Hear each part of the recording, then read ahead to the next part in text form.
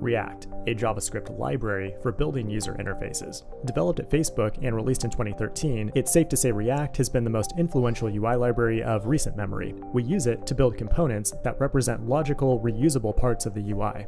The beauty of React is that the simplicity of building a component has been brought down to its theoretical minimum. It's just a JavaScript function. It's so easy, a caveman could do it. The return value from this function is your HTML or UI, which is written in a special syntax called JSX, allowing you to easily combine JavaScript with HTML markup. If you want to pass data into a component, you simply pass it a props argument, which you can then reference inside the function body or in the UI using braces. If the value changes, React will react to update the UI. If we want to give our component its own internal state, we can use the state hook. The hook is just a function that returns a value as well as a function to change the value. In this case, count is our reactive state, and setCount will change the state. When used in the template, the count will always show the most recent value. Then we can bind setCount to a button click event so the user can change the state.